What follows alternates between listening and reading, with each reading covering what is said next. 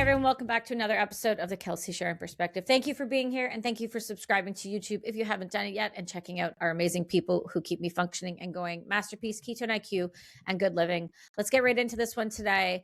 If you guys haven't seen that yesterday, because I'm recording it now on February 22nd, Mexico is going through something. El Mencho is dead. Now we're going to watch what happens. So let me just explain what that means. This is the FBI's #1 most wanted man with a bounty of between 10 and I believe last time we checked $15 million on his head. He was the head of the Jalisco New Generation Cartel, one of the most violent criminal organizations on our planet. And he didn't die quietly at all. He was killed in a military operation by the Mexican security forces. And this wasn't just a local play. The Mexican government formally stated in a tweet recently from the defense that this operation included U.S. intelligence support. And that matters a lot because when you start to remove a kingpin like this, you're not going to get peace. You're going to get fire and you're going to get a lot of it. And if anybody paid attention yesterday to the media, you would see that everything is on fire, including gas stations to Costco's to vehicles. Right now, the states of Jalisco, Colima, and Nayarit are in absolute chaos, whether it's roadblocks, burning vehicles, or panic.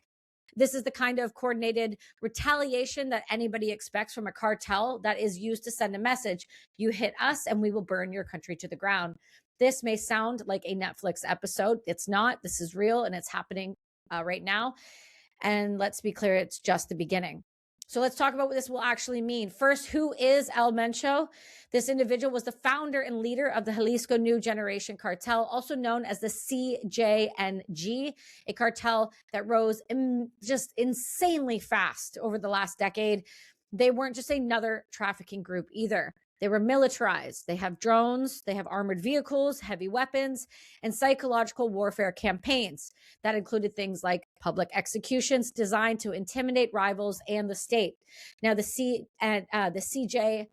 CJNG became one of the most powerful criminal organizations in the Western Hemisphere.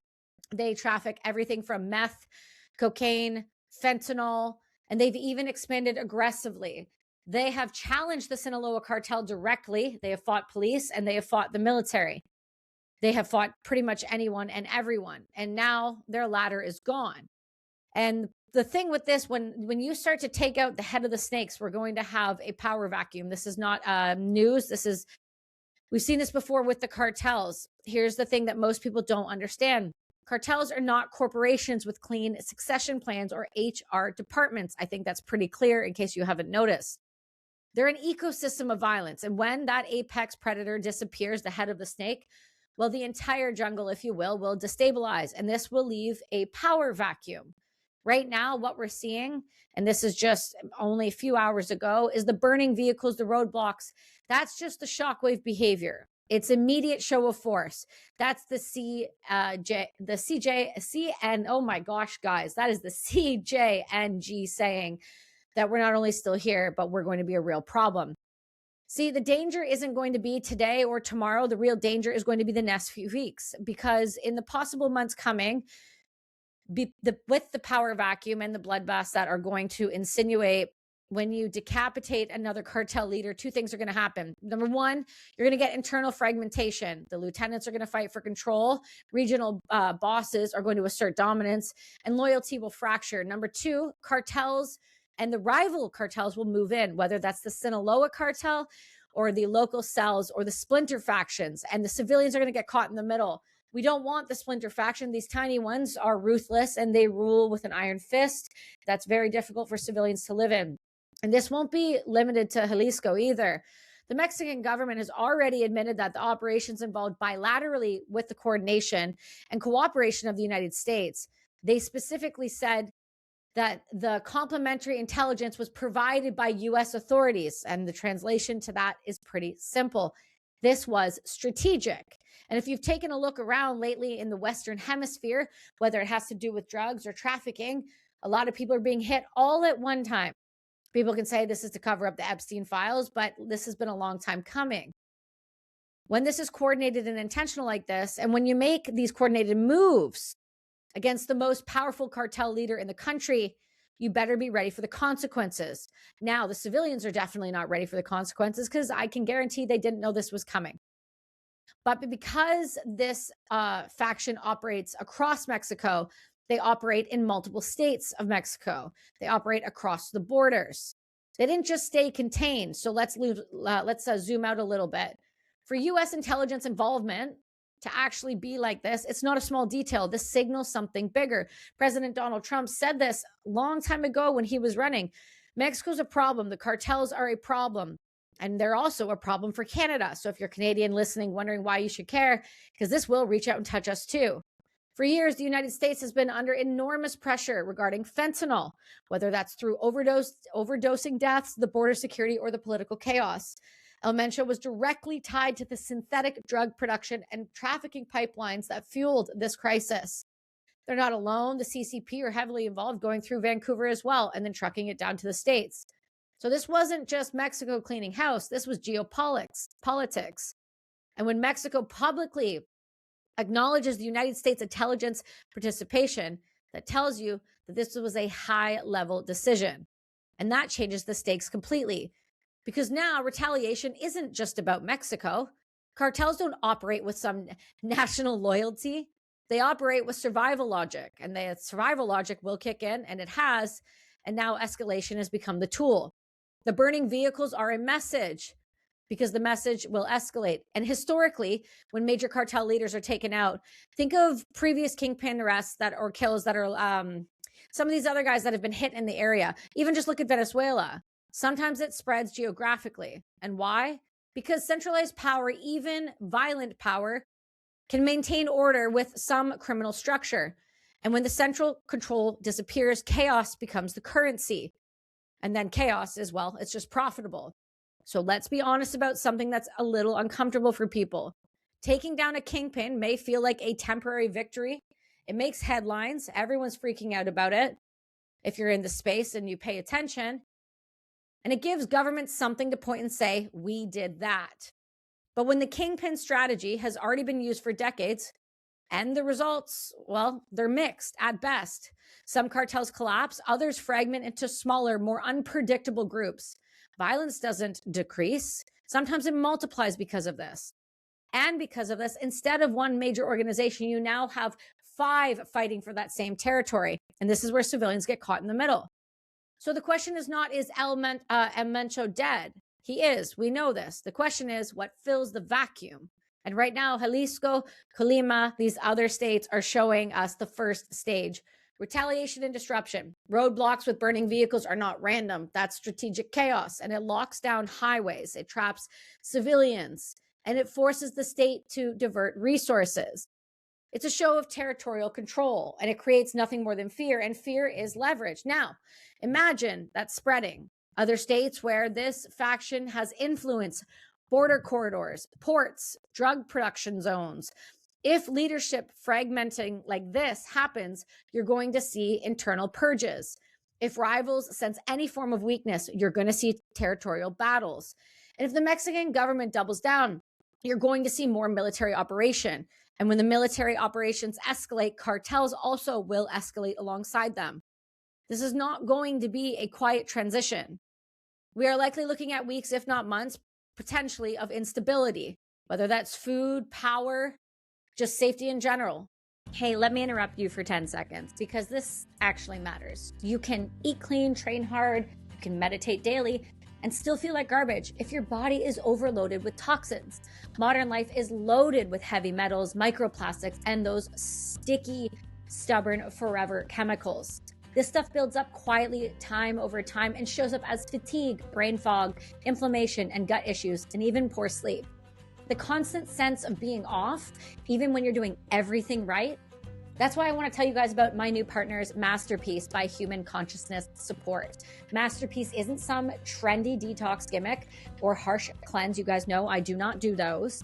It's a scientifically formulated detox support made with microscopic organic zeolite, one of the most powerful binders, combined with bioavailable sea plasma minerals.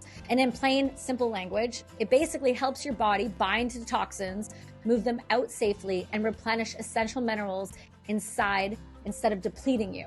This isn't about masking symptoms anymore or chasing those quick fixes.